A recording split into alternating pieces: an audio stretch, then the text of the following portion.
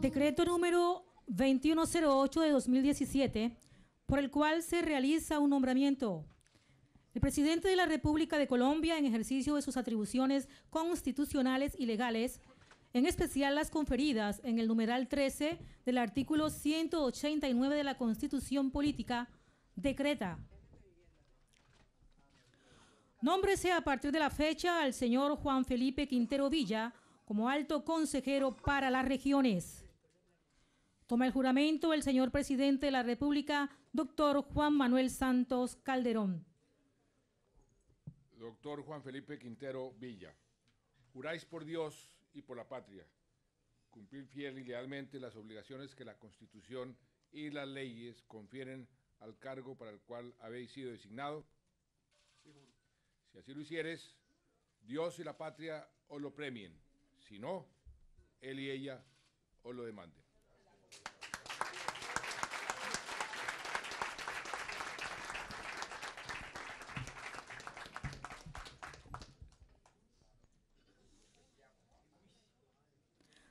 Firma del acta de posesión en su orden. Juan Felipe Quintero Villa como alto consejero para las regiones, posesionado.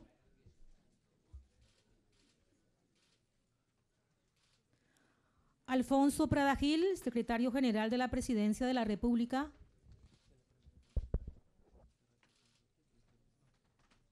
Y el señor presidente de la República, doctor Juan Manuel Santos Calderón.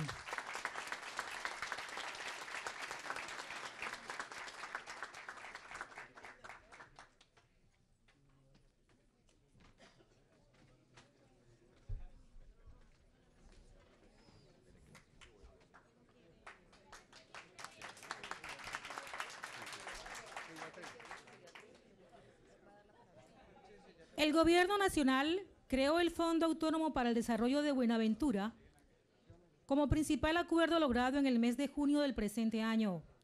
El fondo garantiza los recursos para ejecutar un plan de desarrollo a 10 años en el puerto del Pacífico colombiano. Señoras y señores, a continuación se realizará el acto de sanción de la ley del Fondo Autónomo para el Desarrollo de Buenaventura, FON Buenaventura, por parte del señor presidente de la República, doctor Juan Manuel Santos Calderón. Invitamos al ministro del Interior, Guillermo Rivera, y al señor presidente de la República, Juan Manuel Santos Calderón, a la firma del documento. En su orden, ministro del Interior, Guillermo Rivera.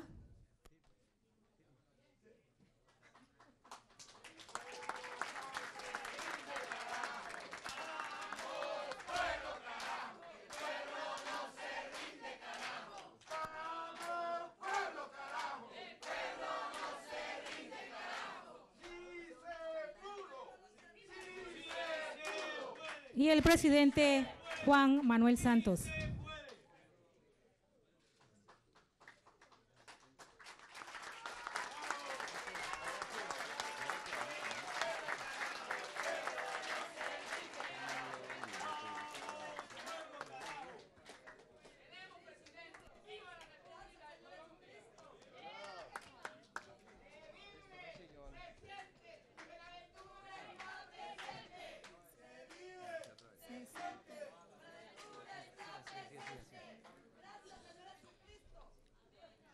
Señoras y señores, a continuación se dirige a ustedes el señor presidente de la República, doctor Juan Manuel Santos Calderón.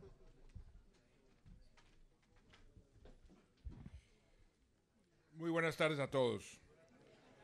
Señor ministro del Interior, Guillermo Rivera, señor ministro de Vivienda, Ciudad y Territorio, Camilo Sánchez, señor ministro de Transporte, Germán Cardona, señor secretario general de la Presidencia, Alfonso Prada, señor alto consejero presidencial para las regiones, Juan Felipe Quintero, un saludo muy especial a sus padres, Luis Eduardo y Nora, señora gobernadora del Valle del Cauca, Dylan Francisca Toro, señor alcalde de Buenaventura, Eliezer Arboleda, su señora Hilda, Judith Segura, líder de la comunidad y integrantes del Comité Cívico de Buenaventura, funcionarios del Gobierno Nacional,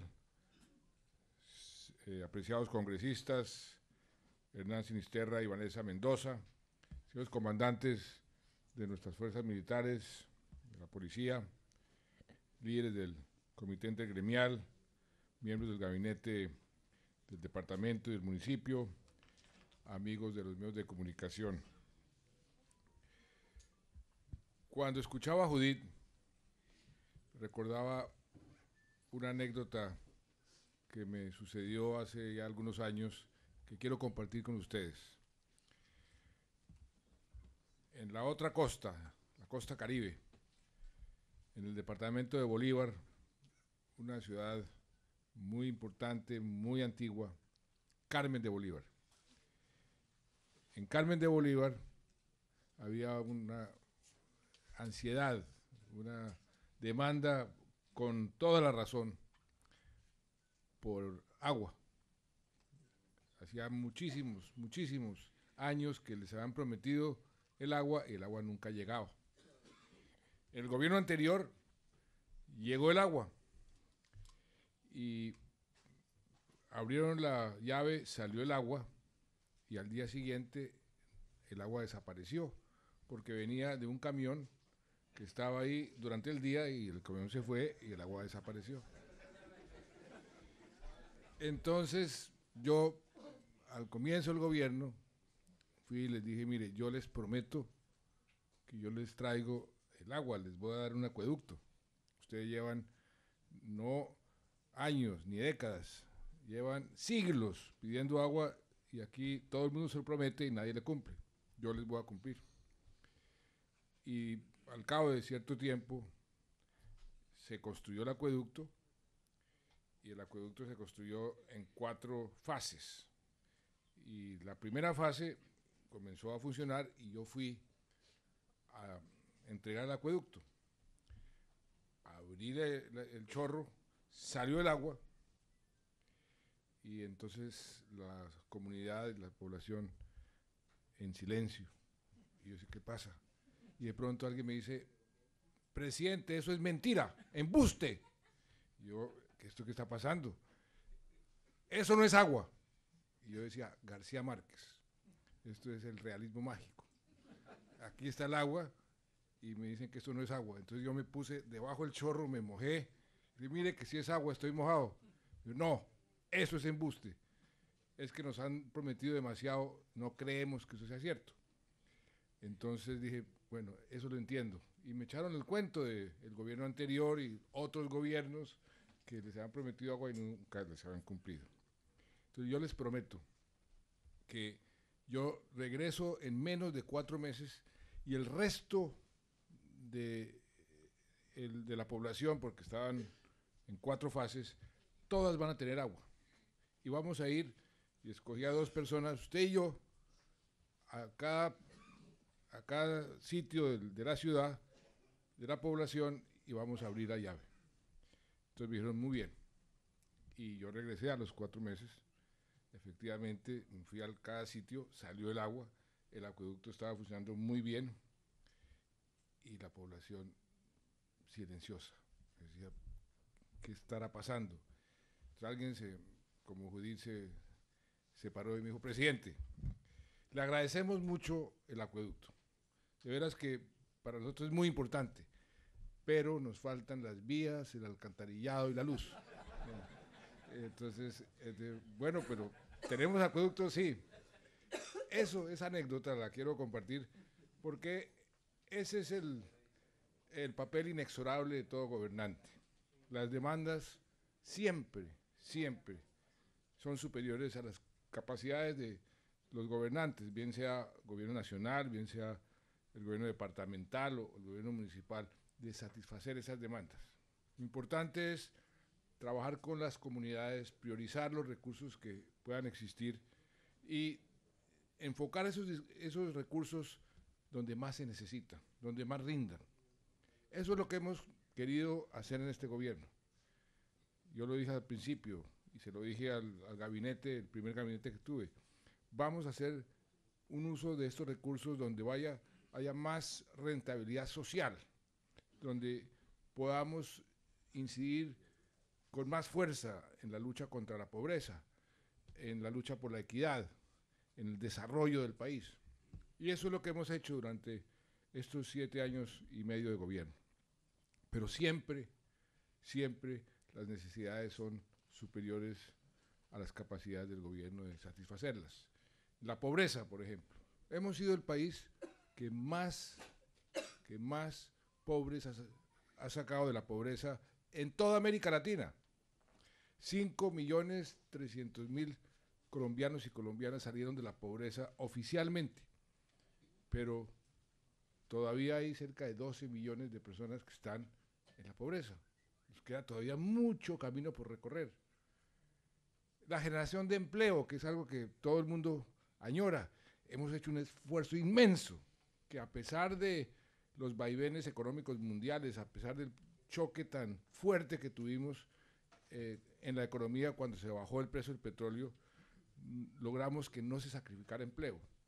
Es decir, logramos seguir generando empleo mes tras mes.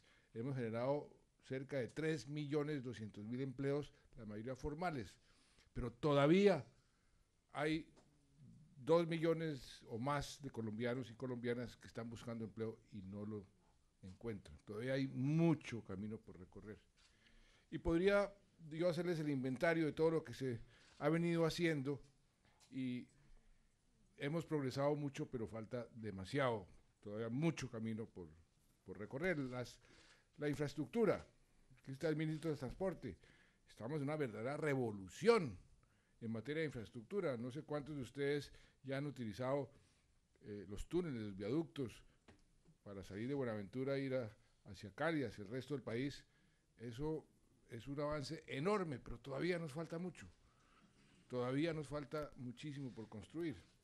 De manera que ese es el karma que todo gobernante tiene, de quedar frustrado de no haber podido hacer más. Y yo quedo frustrado de no haber podido hacer más, pero hemos avanzado y avanzado muchísimo. Señor alcalde, yo le aseguro que yo regresaré a Buenaventura antes de irme. Todavía me quedan 8 meses. Y en 8 meses se pueden hacer muchas cosas, muchas cosas. Yo no voy a...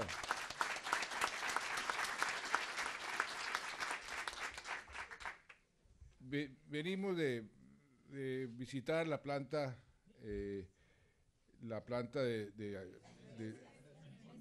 Venecia, y la otra que no fuimos a visitarla, pero que está Escalarete. Ahí esas plantas ya ustedes saben perfectamente qué es lo que están haciendo. Vimos exactamente qué fue lo que se construyó, las tuberías que se están modificando, que se están modernizando, lo que falta.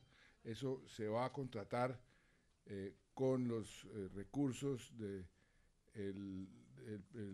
Plan Pacífico. Todos somos Pacífico en enero. Y yo espero, porque le estaba preguntando por qué se ha demorado tanto. Se demoró porque la burocracia internacional es tan ineficiente como la burocracia nacional. El crédito del BID se demoró mucho más tiempo de lo que nosotros estábamos pensando, porque yo estuve aquí hace ya varios años y yo prometí aquí, vamos a pedirle al BID un préstamo de $400 millones para financiar obras en ciertas poblaciones del Pacífico, para poder financiar parte del Plan Pacífico. Eso se demoró muchísimo, la aprobación, allá hay un directorio ejecutivo, toda clase de trámites burocráticos internacionales que, repito, son tan engorrosos o más que los nacionales. Pero ahí están, ya los recursos están listos y ya esto va en marcha. Y me decían, porque estaban en la explicación de la planta, que esa planta lo que hace es garantizar el suministro por 6 horas, que no está garantizado porque cada vez que llueve el agua se pone muy turbia y entonces hay que suspender el suministro de agua. Esto lo que hace es que eso no suceda, se garantiza el suministro por 6 horas, pero lo importante es que se garantice por 24 horas. Esa parte es la que se va a financiar a partir de estos recursos que ya están garantizados y que la licitación se debería abrir, tengo entendido, en enero, o sea, en un mes.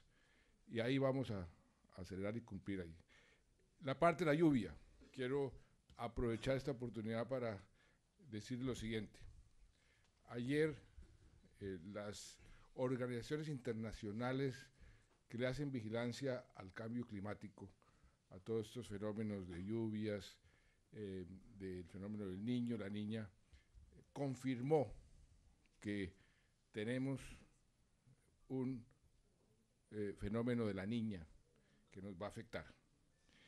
Nos va a afectar y la buena noticia de eso es que nos afecta durante un tiempo corto y nos va a afectar durante los tiempos que usualmente en Colombia llueve menos o no llueve, que son enero, febrero y marzo. Y que el fenómeno de la niña es débil. O sea que tenemos una mala noticia, que la niña ya está confirmada, eso depende de las temperaturas del mar Pacífico, sobre todo en el sur de América Latina. Eso afecta el régimen de lluvias que nos afecta a nosotros aquí en Colombia, pero la buena noticia es que va a ser corto, va a ser débil y va a ser durante la época donde llueve menos. O sea que tenemos que prepararnos porque las zonas más afectadas son, infortunadamente, donde llueve más durante esos meses, que es la zona pacífica. Aquí en Buenaventura y todo el Pacífico es donde más llueve en esos meses. O sea, llueve un poco más que el resto del país. Llueve menos que en las épocas de lluvia, pero llueve más que en el resto del país. O sea, simplemente esto es para tener en cuenta. Lo que yo espero es que el efecto no sea muy grave, nunca será como el fenómeno de la niña que me recibió a mí hace 7 años, que fue devastador. Pero aquí tengo el director del IDEAM, ¿por qué no? Pero en 2 minutos, explica exactamente qué es lo que está pasando. Bueno, presidente, como usted lo dijo, buenas tardes para todos. El día de ayer pues registramos la noticia de la confirmación de la instalación ya del fenómeno de la niña de características débiles en el mar Pacífico y por supuesto de aquí en adelante lo que nos corresponde ya es empezar a pensar en el impacto de este fenómeno de variabilidad climática que por supuesto, como lo han señalado usted y las agencias, en este caso es de características débiles. Esto va a tener un impacto sobre el régimen climático en Colombia en el primer trimestre, nos va a dar la oportunidad, en este caso en algunas regiones, de tener un poquito más de lluvias por encima de lo normal, siendo el primer trimestre un trimestre bajo en precipitaciones. No quiere decir entonces que vayamos a tener todos los días lluvia, presidente, vamos a tener la temporada regular de menos lluvias en el mar, en la zona caribe del país. Las condiciones van a ser normales, vamos a tener tiempo seco. En la zona pacífico del país, todo lo que tiene que ver el litoral del departamento del Chocó y el litoral del departamento del Valle del Cauca, Nariño, Cauca también, podemos tener un régimen de lluvias distinto al de las temporadas. El eje cafetero, particularmente allí tenemos sobre el mes de enero algunas condiciones de precipitación, podemos tener un régimen de lluvias un poco más alto.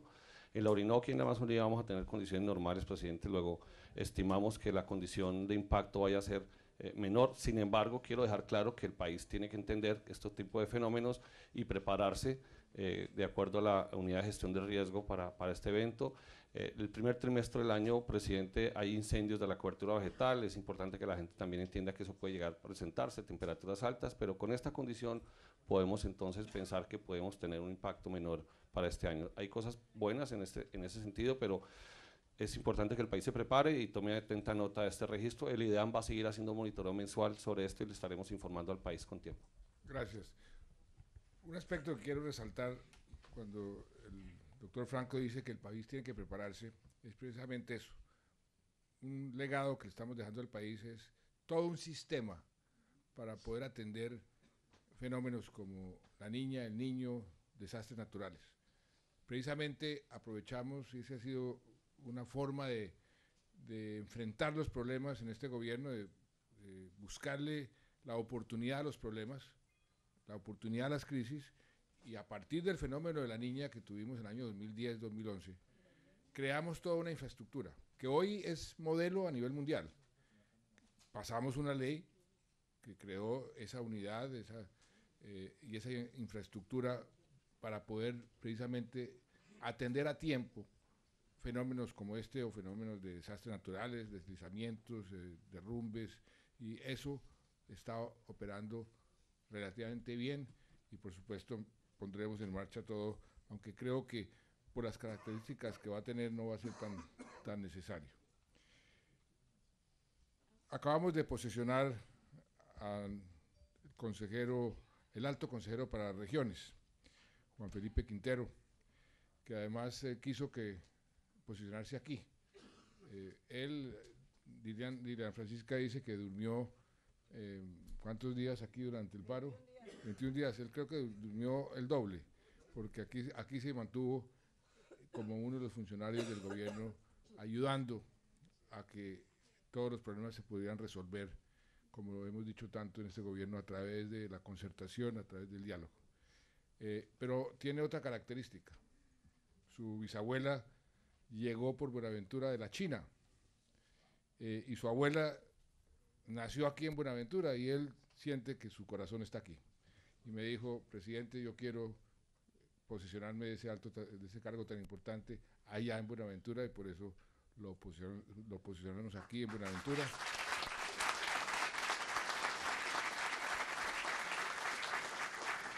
Quiero felicitar a sus padres, deben estar muy orgullosos de Juan Felipe. Ha sido un funcionario muy importante, muy efectivo, tiene una preparación maravillosa, economista con honores de las mejores universidades, y realmente tiene una experiencia muy buena para llegar a un cargo que creamos en la presidencia desde el comienzo. ¿Por qué? Porque así como hemos dicho que la paz se tiene que construir en las regiones, el desarrollo también, y las regiones tienen que asumir cada vez más autonomía, en el sentido de que tengan ellos la posibilidad de priorizar sus inversiones, que los recursos que les lleguen se utilicen adecuadamente, y por eso aprobamos, por ejemplo, una reforma que ha sido revolucionaria en el sentido de darle mucha más equidad a las regiones de lo que teníamos antes, que fue la reforma de las regalías. El Valle del Cauca fue uno de los departamentos más beneficiados con esa reforma, Buenaventura también, y muchísimos municipios que antes no tenían un solo peso de regalías, hoy las reciben. Aparte de eso, las inversiones que estamos haciendo, el concepto de los contratos plan, para contratar obras con los departamentos y con los municipios que trasciendan los gobiernos, porque esa costumbre que tenemos en América Latina y en Colombia, de que el que llega tiene que hacer borrón y cuenta nueva, esa es la peor de todas las costumbres, porque las obras se quedan a medio hacer y la obra más costosa es la que no se termina. Por eso todas estas obras que hemos iniciado se tienen que terminar, y eso es parte del compromiso que hemos adquirido. Por eso, Judith, usted decía, garantícenos la plata está garantizada, 1.5 billones de pesos que en las vigencias. Y el que me suceda no va a poder echar eso para atrás. De manera que en eso ya está eso garantizado. Y con ese criterio hemos querido también ayudar a los sectores más necesitados, así como hemos querido ayudar a los sectores más necesitados en materia de población, también en las regiones. Entonces hemos querido dirigir los recursos a donde más rinden socialmente. Por eso hemos podido avanzar muchísimo en la parte social. Había una situación en el país que era vergonzosa, que mientras nosotros crecíamos, también crecían las brechas entre ricos y pobres. Durante muchísimos años sucedió eso. Cuando iniciamos mi gobierno, éramos el segundo país más desigual de América Latina después de Haití. El resto de los países tenían menos inequidad que Colombia. Nos propusimos corregir eso. Y eso se ha venido corrigiendo, aunque todavía hay unas brechas vergonzosas, pero ya comenzamos a reducir esas brechas. Ya hoy el quintil más pobre o los 2 quintiles más pobres están en mucho mejores condiciones, relativamente hablando, que los quintiles superiores. Y ya esas mediciones que hacen los economistas comienzan a decir, Colombia fue uno de los países que mejor avanzó en materia de lucha contra la inequidad, que es un fenómeno no solamente colombiano, de toda América Latina. Nos falta también muchísimo por recorrer, pero ahí el papel de las regiones es muy importante, precisamente porque podemos entonces trabajar de la mano con los municipios, con las regiones más necesitadas, y uno de esos municipios más necesitados en materia social es Buenaventura, sin lugar a dudas. Aquí hay una pobreza muy superior al promedio nacional, y por eso el compromiso que yo he tenido con Buenaventura, y no es de ahora, y no fue por las protestas, desde el comienzo.